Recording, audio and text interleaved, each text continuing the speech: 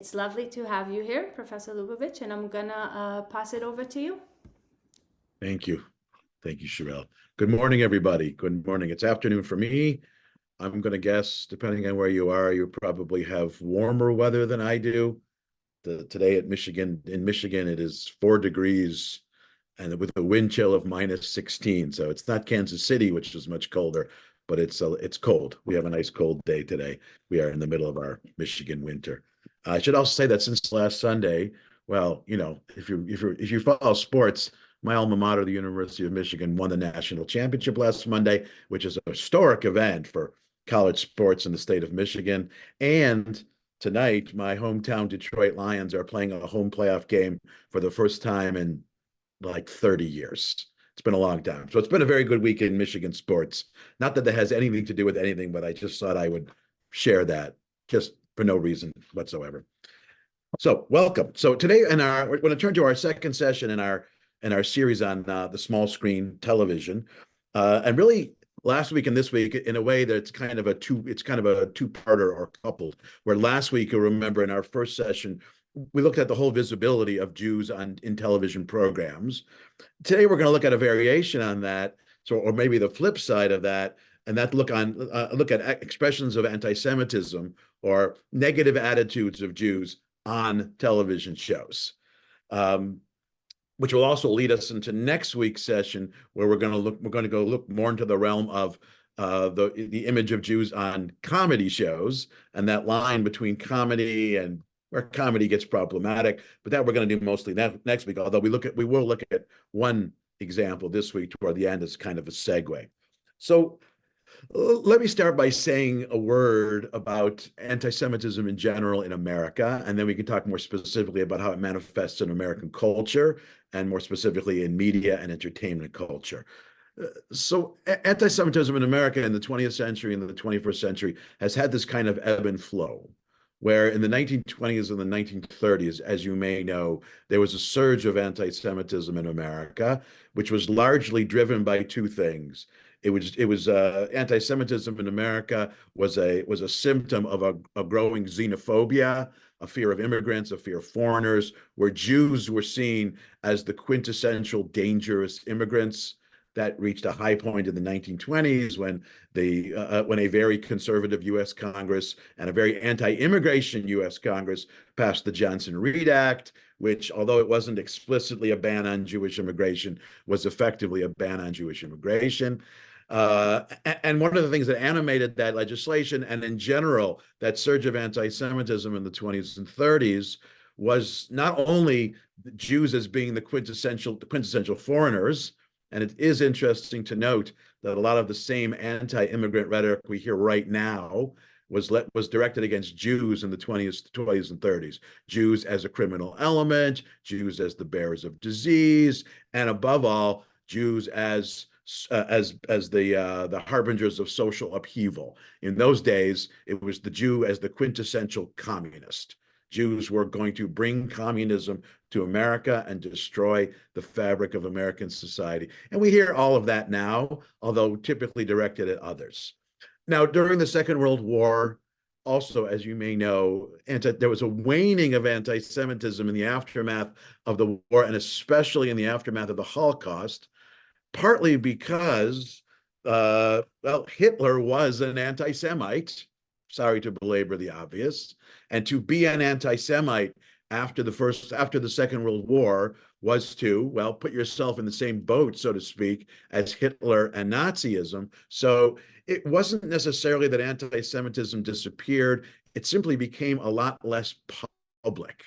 There were still a lot of people in America who didn't like Jews, who didn't care for Jews, but it wasn't as visible. So, I'm from Detroit, and my parents and grandparents have very clear memories of Henry Ford, of Father Charles Coughlin. Detroit was ground zero for anti-Semitism in the 1920s, 30s, and 40s, though certainly wasn't the only place. But all of that began to wane. The grandson of Henry Ford, who was the biggest anti-Semite in America in the 20s and 30s, Henry Ford III, went to great lengths in the 50s and 60s to atone for what his grandfather had done.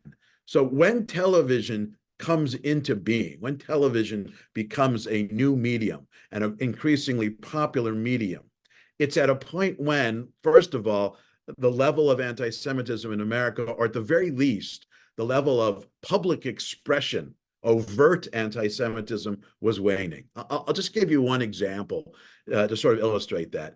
You know, in the middle of the 1950s, in the middle of the whole McCarthy era and that great fear of communism and all that hysteria, two Jews, Julius and Ethel Rosenberg, were tried and convicted of treason, of spying for the Soviet Union, and were ultimately executed. But there's a little bit of reverberation, but there was no mass reprisal against the American Jewish community. In other words, there certainly was some, but not very much. If that had happened in the 1920s or the 1930s, before the Second World War, there would have been a serious backlash against American Jews. So American Jews, yes, they languished under McCarthyism, but really no more than anybody else. And that's a measure that it simply wasn't that acceptable in the 1950s to single them out as Jews as much as it would have been earlier. I'm not saying there was none. I'm just saying that that was a moment where there was significantly less. The other thing that we have, especially in the 1950s, until the year 1961, for reasons I'll explain in a moment, is that in the immediate aftermath of the Holocaust, there simply was not that much public discussion among American Jews about anti-Semitism or even about the Holocaust itself. Now, this is maybe difficult for us to grasp looking back from 2024, because we've had several generations since the mid-1960s where there has been a proliferation of public discussion, first in the American Jewish community and then beyond, about anti-Semitism and the Holocaust. The number of Holocaust memoirs written by survivors, books on the Holocaust, Holocaust museums, Holocaust memorials, Holocaust films, there's been an explosion. But all of that really started in the 1960s. In fact, it really started in 1961, 1962. Before that, there was relatively little public discussion about it. And so in television shows prior to the early 1960s, and in some sense, even a decade later, there was as little as there was about Jews on television, there was just as little about anti-Semitism on television. It simply wasn't part of what television was going to include and what the producers of television shows wanted to do. And this wasn't a uniquely Jewish thing. It wasn't just anti-Semitism that was largely absent. If you watch the television shows of the 1950s, you see very few examples of racism and discrimination of any kind. It simply wasn't what television was trying to do, especially during the difficult years of the McCarthy era and the early years of the 1960s.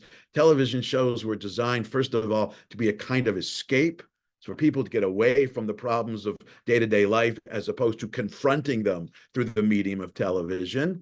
So it was a kind of escape, but also television was aiming at at wholesome family values. They wanted to talk about things that everyone could these generic things to talk about. I'll just give you one example. You know, one of the longest running shows in the 1950s was I Love Lucy. I Love Lucy was a story about, really, it was Lucille Ball, or Lucy Ricardo, who's married to a Cuban American, to a Latino man.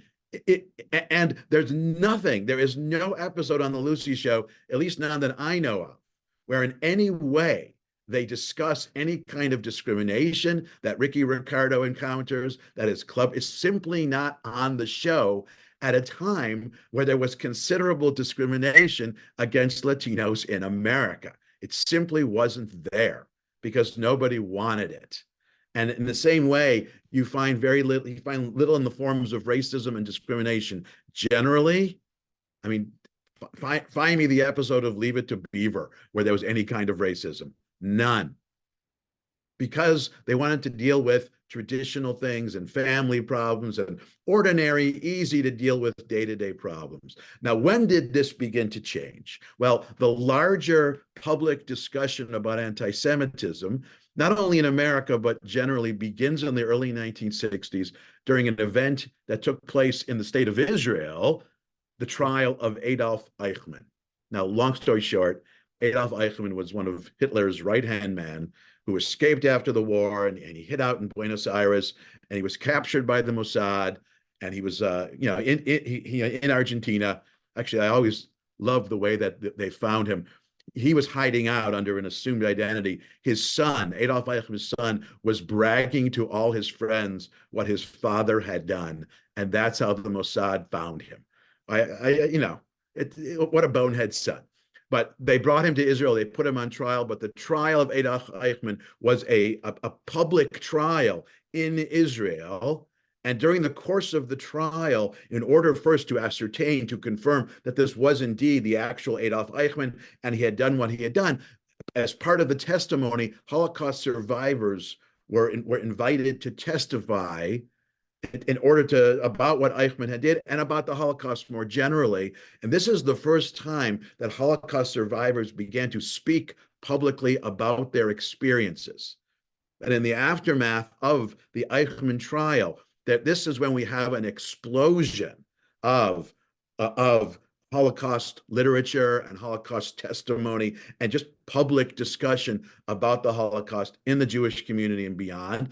And this is true just as much in America as it was in Israel, as it was in other parts of the Jewish world, as it was in Europe. It's really when it begins. And so not surprisingly, it's around the same time where on television, we have one of our first examples of a discussion or a show which is dealing with anti-Semitism. Now, first I should say that when I say no anti-Semitism on television, I'm not talking about the news. I'm talking about television programming, shows, dramas, and comedies. But one of the first of these dramas where the question of the Holocaust and anti-Semitism is dealt with is on the Twilight Zone, which is kind of apropos. First of all, because the producer of the show and the narrator of the show was Rod Serling, who was Jewish, who was very much involved in this. But also, the whole premise of the Twilight Zone was stepping away from the normal and dealing with things that are unusual, things we don't normally confront.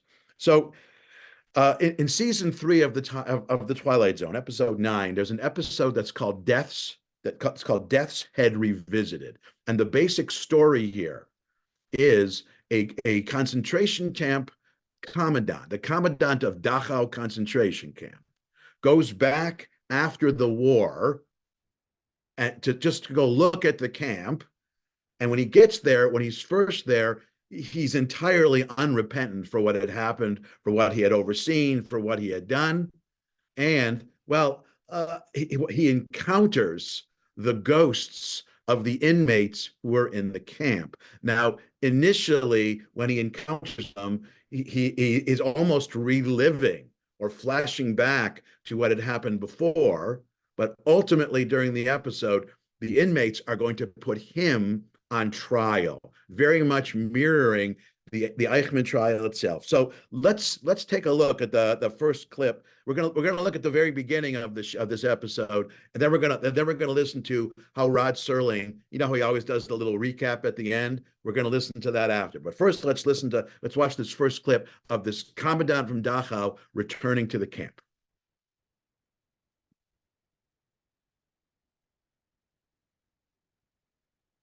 All right, pigs, up. Time to greet the morning. On your feet, go. We have a nice day ahead of us. It's snowing. Temperature just slightly below zero. You will all assemble in the square. Undress. We'll do some exercises. I and you. I and you. I and you.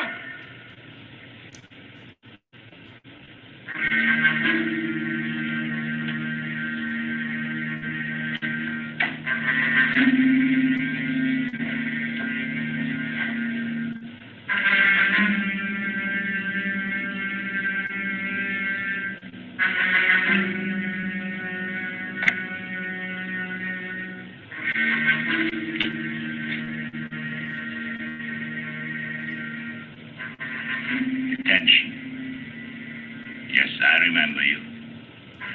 We had some good times in this building. Such good times.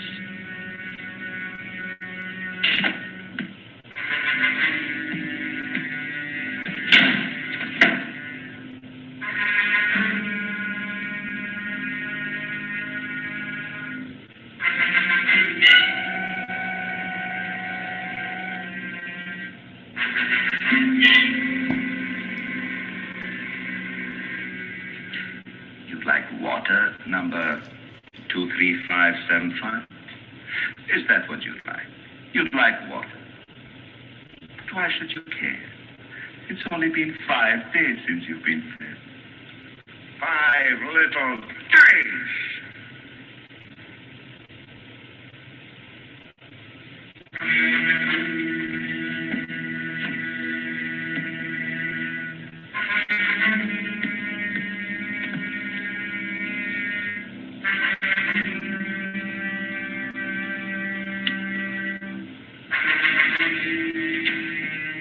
Okay, Cheryl, we can stop it there, I think.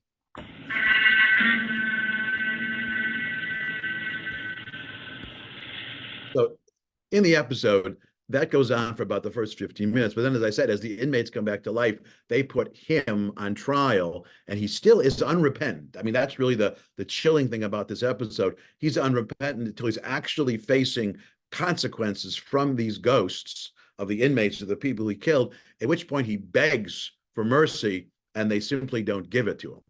But I think what's, this is a very powerful episode.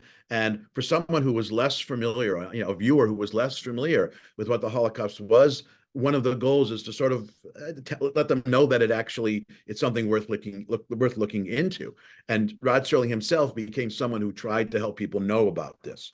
But the other thing interesting about this episode is, typically at the end of the episode of the Holocaust, episode of the Twilight Zone, Rod Serling will give a little recap. And usually it's just about what was unusual and how odd it was. But in this particular episode, he takes the opportunity to make a very strong statement about humanity, morality, the absolute brutality of the Holocaust. And as we listen to this clip, you'll note one thing that's very odd, and I'm pretty sure this is the only episode of The Twilight Zone that this actually happened, where typically when Rod Serling is giving his summing up at the end, the last 4 words of pretty much every episode are "in the Twilight Zone." That's what we learned on this episode, in the Twilight Zone. But this is one of the few, I think the only episode where he doesn't end his recap at the end with "in the Twilight Zone." So let's take a listen to his summing up at the end in the next clip.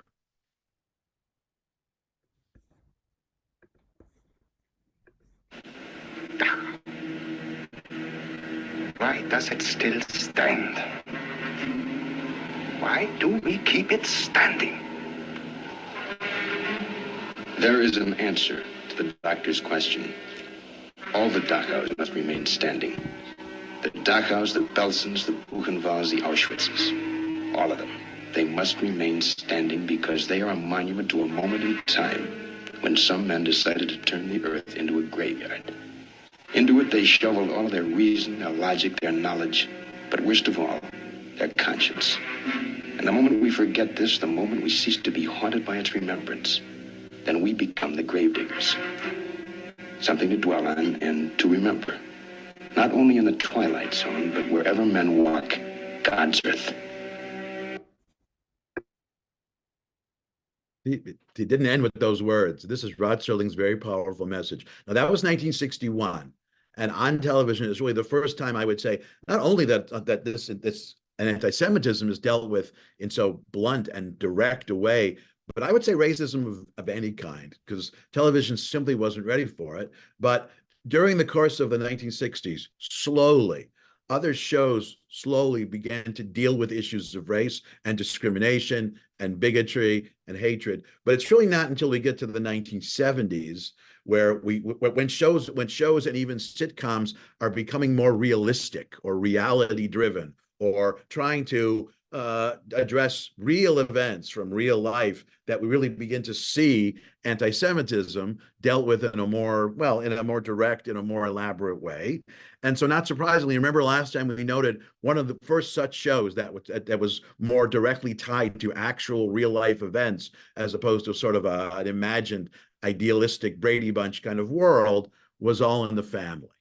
So All in the Family, you know, Norman Lear's creation, really was trying, it was a sitcom and it was a family sitcom, but it was trying to deal with real life events and real attitudes and using the character of Archie Bunker as a real person who has real experiences as opposed to just being a caricature or something like that. So remember, Archie Bunker is the quintessential bigot. You know, he grew up in that generation where they simply didn't know that some things are wrong to say. And there's an episode where he has an encounter with someone, and well, it's someone he presumes not to be Jewish, correctly presumes not to be Jewish. And because he knows that this person isn't Jewish, he takes the liberty of saying something questionable about Jews. And this person has an unexpected response for him. So let's look at the response, and then we can talk about it. He's dealing with Mr. Willington. Let's play that clip.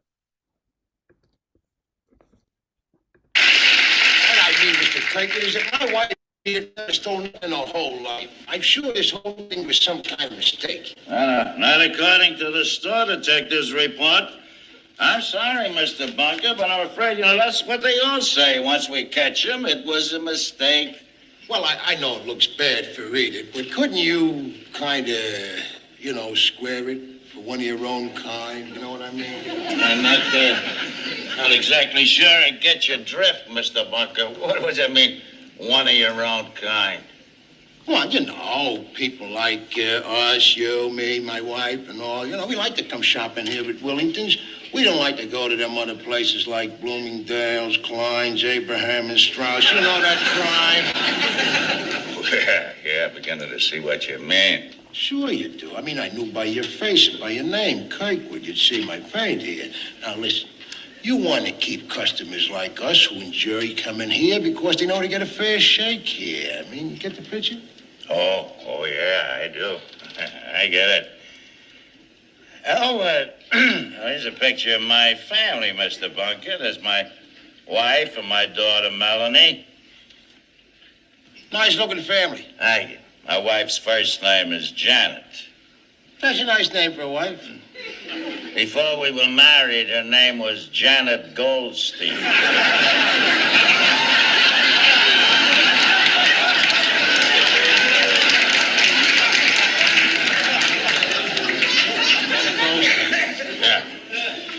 So why don't you just take yourself and your anti-Semitism the hell out of here, huh? All right. And I'm going to tell you something else, Bunker. My wife, Janet, she's got a word for people like you. A word that describes you perfectly. You are a nourisher cup. What the hell is that? A meathead.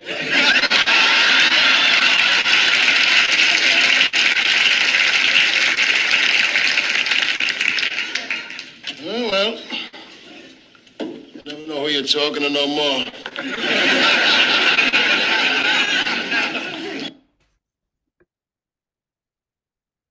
So first, of course, the comedic irony that Archie gets called a meathead by somebody after he's been calling his son-in-law meathead the entire series. I think the other thing that's striking about this episode is the unexpected nature of the encounter.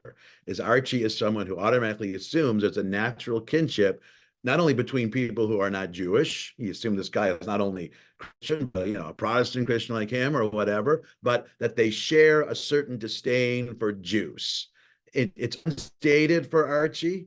It comes up from time to time. Archie has this very kind of interesting attitude towards Jews. So on the one hand, Archie, he definitely has a certain disdain, and he sees himself as being very different.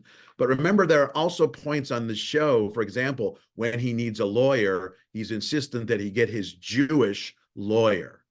And that, these are really the two faces of anti-Semitism, where anti-Semitism can mean singling out for Jews in a bad way, or singling out for Jews in an unusually good way. It's called philo-Semitism. Archie does both. It's something we're going to deal with in more detail next week. But I think what's very interesting about the show, and I think what Norman Lear was really trying to do, and what he tries to do with Archie throughout the series, is Archie is someone who starts with certain values, certain outlooks, but Archie is a character who learns and who develops. So the last thing that Archie says about this encounter is, these days, you never know who you're talking to anymore. It's the exact opposite of, how the opening theme song, he says, once upon a time, we all knew where we were. We all knew, we had a clear idea of the world. The world is changing. And in this changing world that Archie lives in now, it's not clear that you can always speak so freely in a negative way about Jews or about anyone else for that matter. It's just not clear anymore. And from this point going on in the story, in the series, look, Archie's not going to shed his bigotry, but this is something he begins to rethink. And you recall last week when it turns out that his friend Stretch Cunningham is Jewish, by the end of the series, Archie really has learned something about this. And this is one of the statements the series is making, that Norman Lear is making, is, yes, anti-Semitism is something there, but he says very optimistically, I think, or at least with cautious optimism, that people who have been raised to think that way are capable of maybe overcoming some of it maybe. But this motif of a main character who's not Jewish having this encounter, or actually learning something about Jews, or learning something about anti-Semitism, is something which is echoed in other shows as well, other sitcoms as well. And I think another useful example here is an episode of the Mary Tyler Moore Show.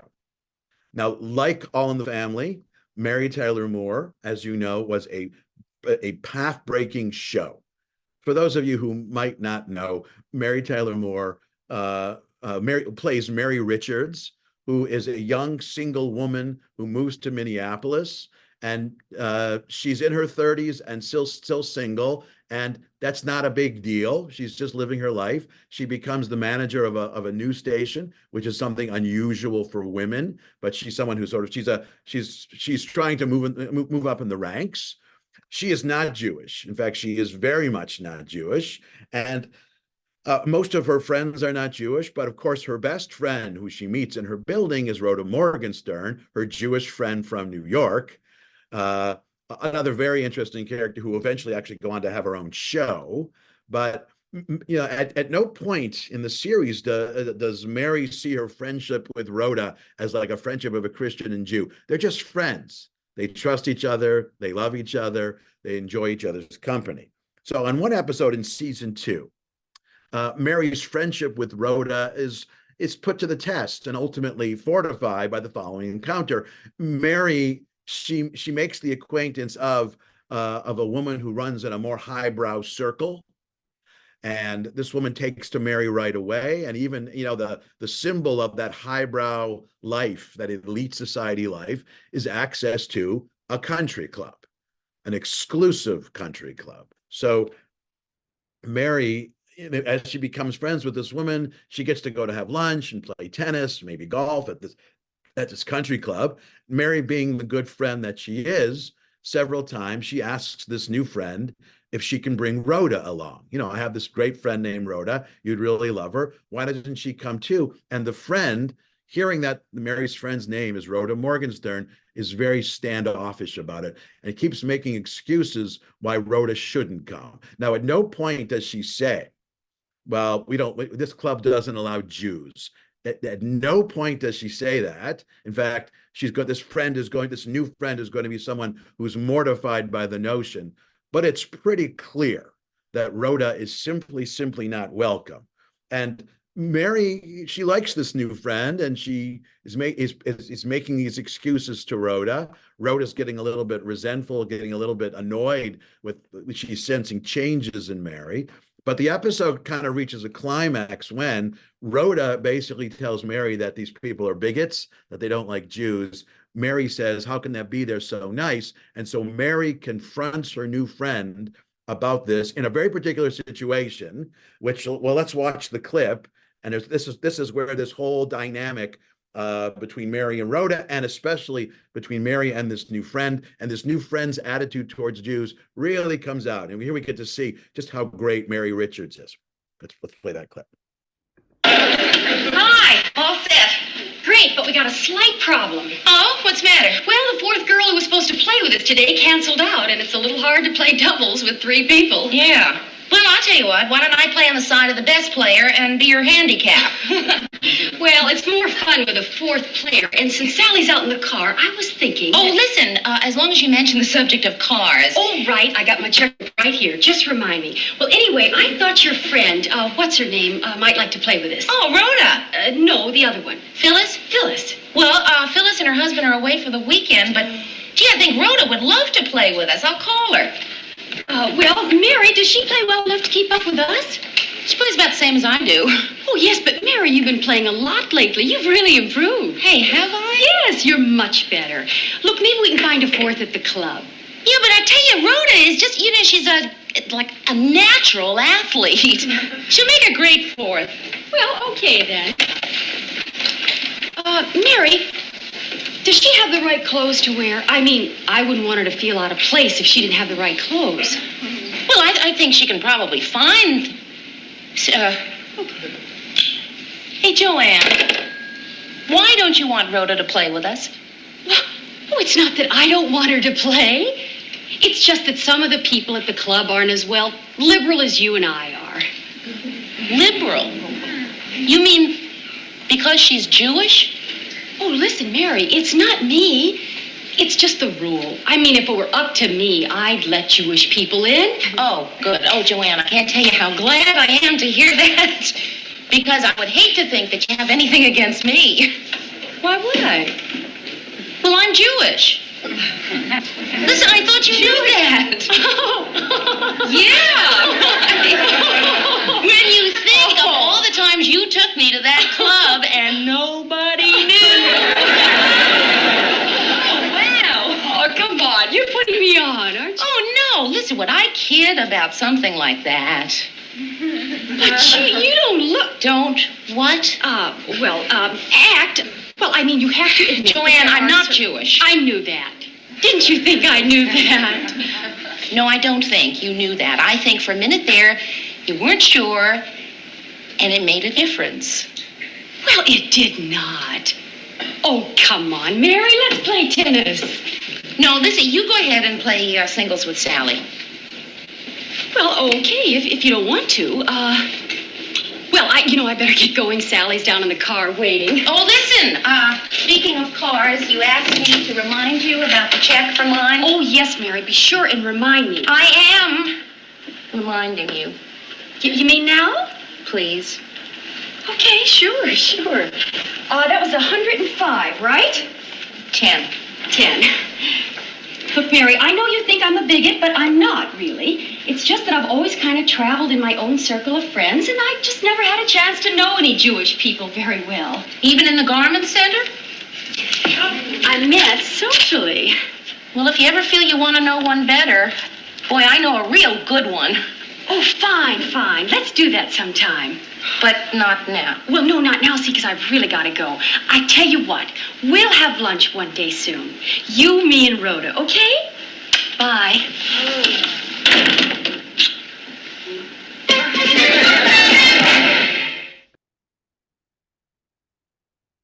I know you gotta love Mary Tyler Moore. You gotta love Mary Richards. So the difference between that one and the All in the Family episode is that Archie is overtly bigoted. He owns it. He knows he is. He doesn't pretend. But this woman, Joanne, she's someone who thinks she's not bigoted. This is someone who would respond to a claim that she's anti-Semitic by saying, "But I know this Jewish person, or I know this Jewish person, or I drink Manischewitz wine, or whatever." Some lame excuse.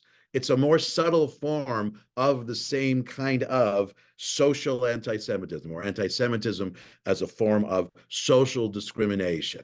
And this is an early example. Mary Tyler Moore and All in the Family are early examples of anti-Semitism that are not overt.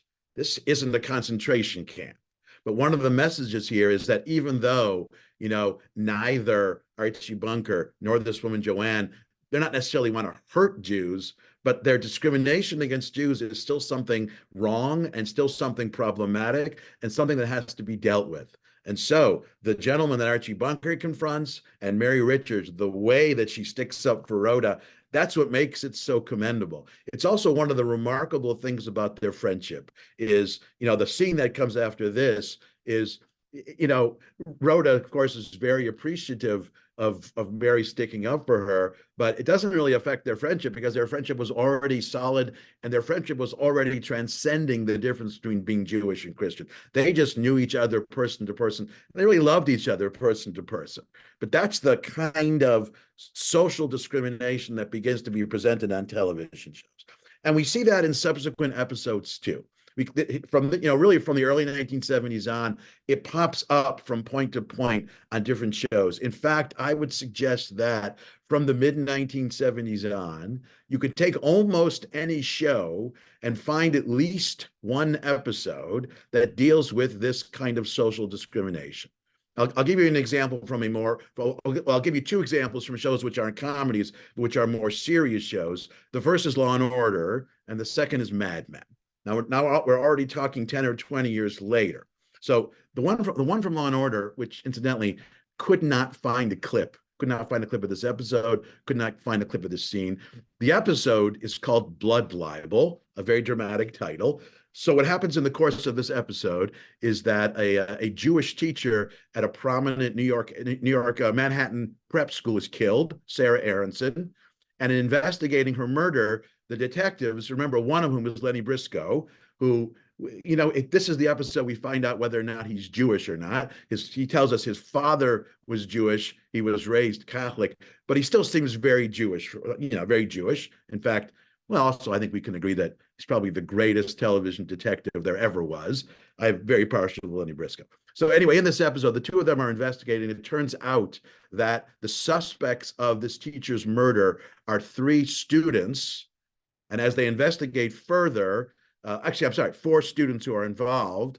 As they investigate these students further, they look through their entries. They're seniors in high school. They look through their entry in the yearbook, and in the yearbook, there's a kind of code written under each of their names. Each of them has three letters written under their names, and they're not exactly sure what this means. But when they look at the four groups of three letters all together, it spells out the words "kill all kikes."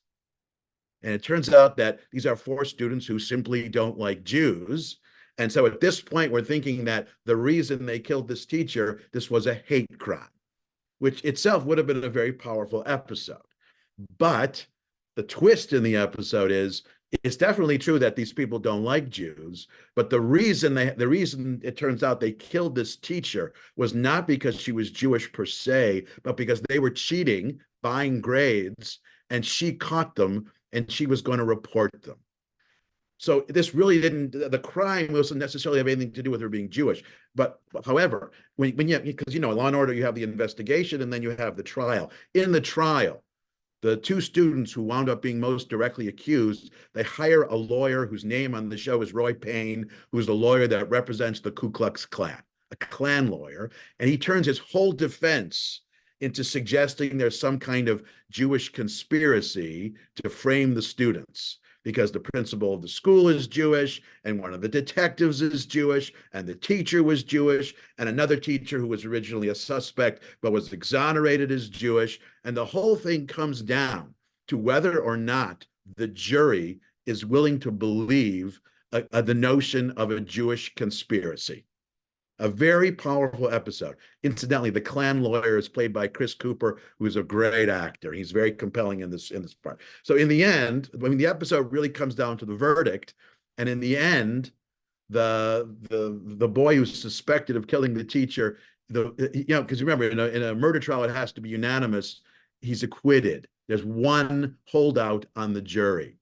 It's a chilling moment because during the course of the trial, this defense attorney had gone to the district attorney and to the assistant district attorney and said, look, all I need is one jury to hold out.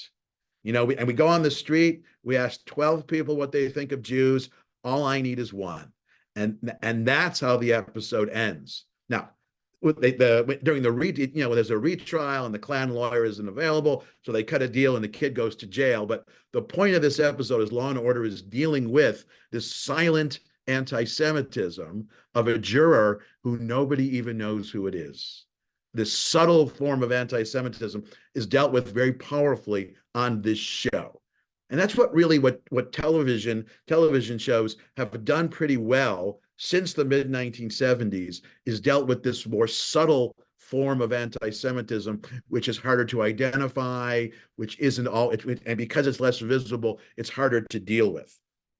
I would say we see something similar on the show Mad Men. Now, this is 10 years later. Now, Mad Men is a show which began around the year 2000. And Mad Men is a show, if you don't know, about a Madison Avenue advertising firm in the early 1960s.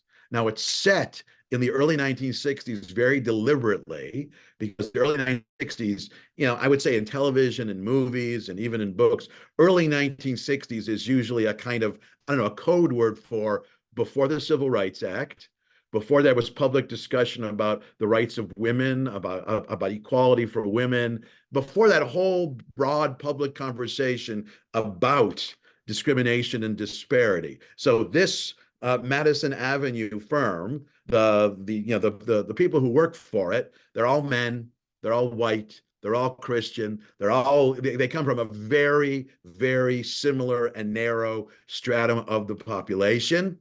They have very similar values, they have very similar aims, and they have very similar prejudices. Now, they're not all prejudices. The main guy, John Hamm, who plays Don Draper, they're not going to make Don Draper a bad guy. He's the nice guy, but he might have it, but at least he's distanced himself from it. But there are a couple of other people who ad agents for the firm who are more overtly prejudiced and more overtly anti-Semitic. And so in one episode already in season 1, in fact, this is the first episode in the series, this ad firm is going after a new client who represents a client who is the owner of a department store in New York called Menken's Department Store. Now, Menken, which is probably supposed to be Gimbel's or something like that, has been around for a very long time. It's a large and prosperous department store. And going after this, it's a lot of business. It's $1 million of business. But the problem this ad agency is having in trying to win the business of Menken's Department Store, which they really want, is that Menken's has always gone with Jewish advertising firms. And so a non-Jewish waspy firm like the one that Mad Men is about, they've never been able to win over Menken's Department Store. But they have an opportunity. They're going to seize an opportunity because Menken's has a change of leadership. The founder of Menken's, the father, is approaching retirement, and his daughter, Rachel Menken, is taking over the store, and she's looking, and they hear that she's looking to make some changes. So they're taking this as an opportunity to sort of move in and maybe win the business of Menken's Department Store. Now, as we watch, we're going to watch 2 clips. We're going to watch the first time, her first meeting with the ad people, and then the second meeting. And what we watch for in this is their attitudes towards Jews and their attitudes towards women are kind of parallel to each other, because in each case they're, I don't know, in a very, very subtly disparaging. So let's look at the first clip, the first meeting between Rachel Menken and Don Draper and the other people. Have we ever hired any Jews? Not on my watch. That's very funny. That's not what I meant. We've got an Italian, Salvatore, our art director. That won't work. Sorry. Most of the Jewish guys work for the Jewish firms. Yeah, I know. Selling Jewish products to Jewish people. That's very good. It's just that our 11 o'clock's with Menken's Department Store, and I wish we had someone to make them feel comfortable. You want me to run down to the deli, grab somebody? Mr. Button. You know Pete Campbell, of course. You're account executive if you choose to do business with us, and this handsome fellow is Don Draper, the best creative director in New York. Well, at least the building. Pleasure to meet you. Oh, sorry about that. I'm Rachel Menken. Oh, I'm sorry. I was expecting... You were expecting me to be a man. My father was, too. And you are? Why, Don, you remember David Cohen from the art department. Of course. David, one of the rising stars here at Sterling Cooper. Well, why don't we make ourselves comfortable, and Miss Mencken, you can tell us what you have in mind. Wonderful. It's very subtle. Isn't that your shirt? I had to go all the way to the mailroom, but I found one. So, what Don is saying is that through a variety of media, including a spot during the Danny Thomas show, if you can afford it, we can really boost awareness. Then, a 10% off coupon at select ladies' magazines will increase your first-time visitors. Once we get them into the store, the rest is kind of up to you. Mr. Draper, our store is 60 years old. We share a wall with Tiffany's. Honestly, a coupon? Miss Mencken, coupons work. I think your father would agree with the strategy. He might. But he's not here because we just had our lowest sales year ever. So I suppose what I think matters most right now.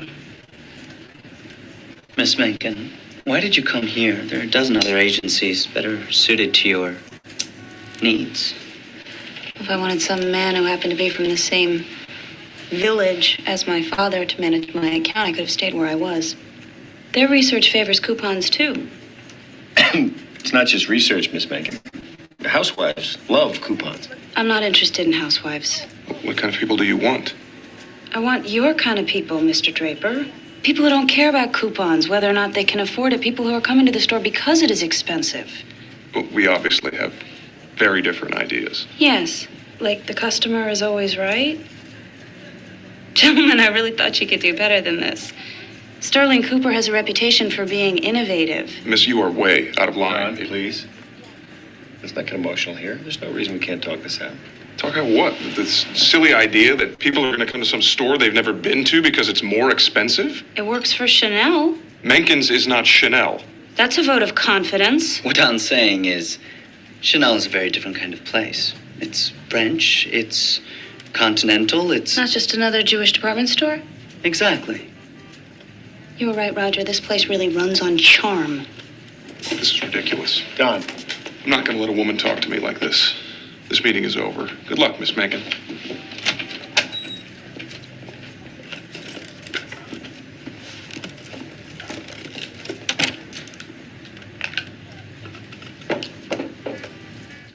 Any way you can be as charming as I said you were? Haven't you enough of my magic for one day? Yes. So what do we see there? First of all, like I said, he's completely condescending about the fact that she's a woman. He cannot handle the fact that a woman could be as successful as an entrepreneur, a business person, as her father, as a man. That's first of all. But there's a difference here because Don Draper and the other is at least trying to conceal the fact that they've singled out Menken's as being Jewish and uniquely Jewish, but that other fella, he's just completely open about it. He's just completely blunt. Of course, you're Jewish, you're different than Chanel, and that's the end of the story. Now, thankfully, for the show Mad Men and for our ability to enjoy Mad Men, that's only the first half of the story because, spoiler alert, what's going to happen moving forward is they are going to get to business, and Don Draper and Rachel Mencken are going to date in the show. They are going to find common ground, and they're going to discover that they have more in common with each other, both personally and professionally and intellectually, than the fact that one is Jewish and one is not. So let's take a look at the second clip where they resolve the tensions from the first. This is their second meeting. Mr. Draper, pleased to see you didn't disappear the minute you cashed my check. We appreciate your business. Kenny, of course you know, Harry Crane Media, and Mr. George Pelham over here, who is from research and who has more degrees than a Russian protractor. That's quite an introduction.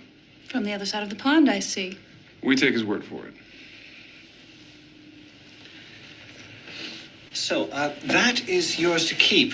But if you'd like to follow along, you'll see from the overview, our primary focus was Sachs, Henry Bendel, and Bonwit Teller.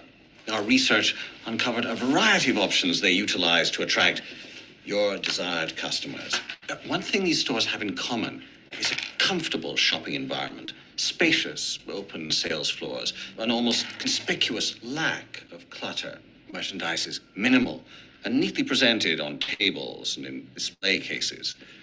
This less is more philosophy is also evident in the window displays.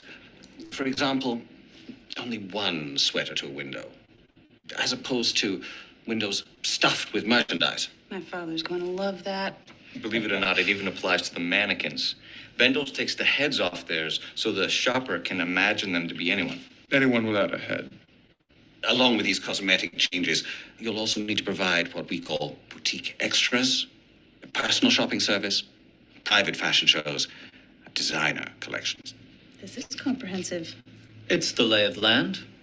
Just from holding it, I feel more informed about my competitors than ever.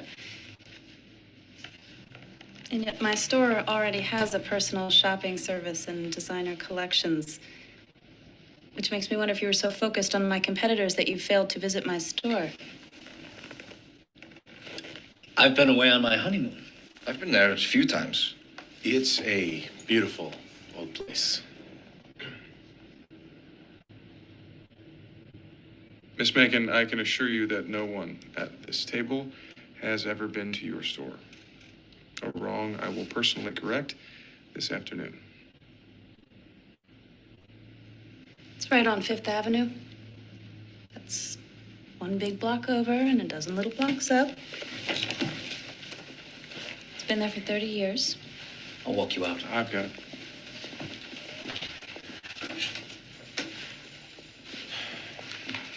Harry. What? It's nice the way you handled that. It's hard to get caught in a lie. Well, it wasn't a lie. It was ineptitude with insufficient cover. Something about the way you talk always restores my confidence. I have a deep voice. This afternoon, then. It's a date. New junior exec.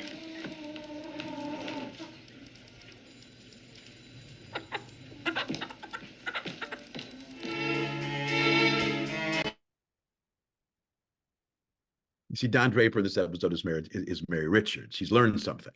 He has recognized his own bigotry from the first clip, and he's changed. The others, not so much. But I think also it's Rachel Menken's character, which is the more interesting one to me, because she's encountering this discrimination, and she's not passive at all in the face of it. She knows that they want her business, that she owns that room, and she is making them come to her, and she's calling them out directly, and I would say fearlessly, for doing that. Now, remember, this takes place in the early 1960s, so for someone Jewish, especially a woman who is Jewish, to call out that room, that I think is really a remarkable thing. So I want to mention one last clip, and this will be our segue from this week to next week, is that by the time we get really to the turn of the 21st century, by the 90s, anti-Semitism itself is people are becoming more familiar with it. The viewing audience is becoming more familiar with it, which makes it possible to make reference to it without having to be specifically about something anti-Semitic. And I'll give one example today, one short example, which we will also to return to next week. And this is an example from Seinfeld. Now, Seinfeld, a pioneering comedy show. There's an episode where they spend a lot of the episode making fun of dentists, and Jerry's making a lot of comments about dentists because there's a particular dentist named Tim Watley who he doesn't like, and his neighbor Kramer eventually calls him an anti-dentite. So let's watch that clip.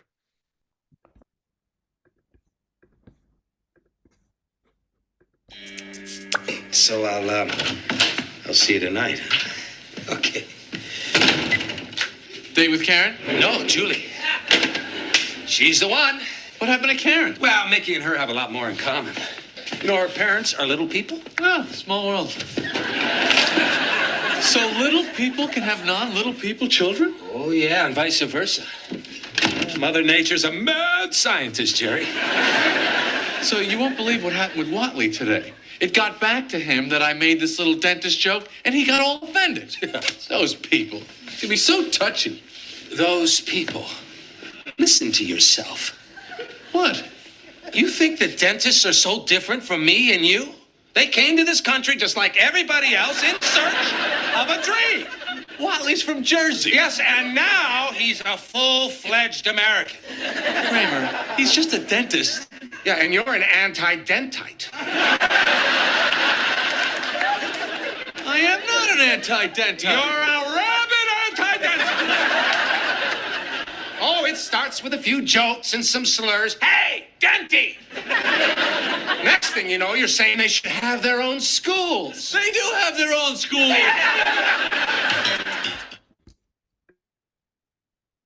See, the moment that there's a greater familiarity with anti-Semitism, with the problems associated with anti-Semitism, this opens the door to be able to treat the subject of anti-Semitism, and I think more broadly, the image of Jews and the presentation of Jews in a more relaxed way and in a more comedic way.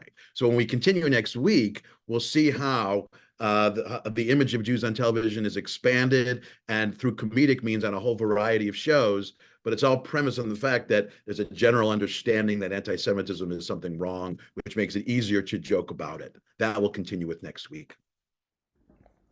Howard, thank you so much for another beautiful, informative, and fun program. I can see the compliments streaming in here. We're going to take just a couple minutes for questions. Let me just find them on my screen so I can ask them. Got lost here with all the Zoom open. One was about the first show, the Twilight Zone, if there were any Jewish people as part of the writing or producing of that show. And specifically, well, Rod Serling, and yes, many of the writers and producers were Jewish. The Twilight Zone, it wasn't like a Hollywood studio founded by Jews. It wasn't that, but Rod Serling did create it. It was his brainchild, and there are writers on the show that wrote some of the episodes. If you go to IMDb and look at the various episodes, you can sort of judge by the names, and so insofar as that's reliable, you can see there are quite a few, and they're involved in the show like much like Jews are involved in other shows as well. So the simple answer is yes. Thank you. And another question was about the term you mentioned, philo-Semitism. If you can. Philo-Semitism. Anti-Semitism is singling out Jews in a way which is negative. Philo-Semitism, philo being the Greek word for love, like philosophy means love of wisdom, or philology means love of text, or Philadelphia, brotherly love. Philo-Semitism means singling out Jews in a way which is positive. So like all Jews are smart, or all Jews are good at business. The tricky thing about philo-Semitism is even though it's something philo-Semitic sounds like a compliment, it can often lead to something very negative. So all Jews are good at business can lead to very easily all Jews are Shylock, or all Jews are smart can be all Jews are cunning. So it's the flip side of anti-Semitism. And that is something we're going to talk more about in the next session as well. Lovely, thank you. Just before I ask maybe a couple last questions, I do want to say for those of you who requested, the recording of part 1 is on our YouTube channel. It will also be resent in the follow-up email for this program. And I'm also just putting in the chat the link to our website where you can find information about our membership and about the full month coming ahead with Howard. One question that was here too was there any backlash to any of these shows? Is there any known kind of I think the opposite of backlash. Every one of these episodes was critically acclaimed. The one from Law and Order, the one from Mad Men, they were nominated for Emmys. I mean, the episodes. They were seen as pioneering attempts to really deal with these subjects. The episode of The Twilight Zone was critically acclaimed. I mean, especially, not only immediately, when it first came out, it was just, I mean, it's impactful because no one had done that before. But as there was more and more public discourse about the Holocaust, Serling was seen as one of these pioneering figures in media, and especially in television, who was willing to deal with it so openly and so directly. So the backlash wasn't backlash at all. It was very positive feedback. Thank you. So one last question for tonight is how does Israel and the Middle East fit into the issue of anti-Semitism and TV images of Jews? I'm assuming this is not for now, but maybe just It's a subject for a very different lecture. We're going to talk a little bit about this in the last lecture when we talk about the image of Jewish women. But I would say basically the whole problem of anti-Zionism and anti-Semitism, while it's something that within the Jewish community we've been aware of, in a broader community, the awareness of it has been very recent.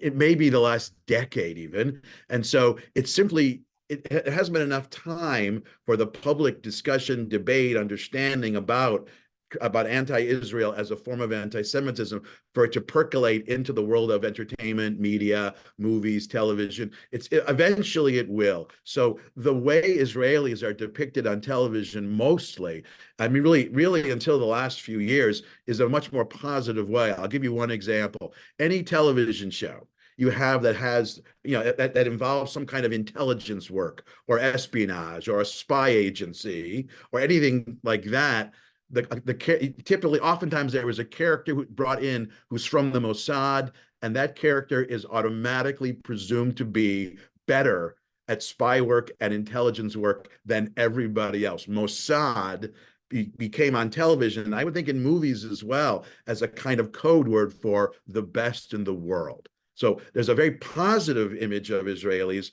and so far as the other, I don't think enough time has passed by. Now there are movies that deal with, there are documentaries and more serious movies that deal with the problem of Israel's relationship with the Palestinians, but even this is relatively recent. For the most part, the Israeli has been presented on television and in movies in a very positive and heroic way. Okay, thank you very much. I'm seeing more questions coming in, and I do want to say that based on the little introduction you gave us, I think they'll be answered in the coming part 3 and 4. So join Absolutely. us for those. And thank you very, very much. Thank you everyone for joining. Have a lovely day, evening, or night, wherever you are. Toda rabah.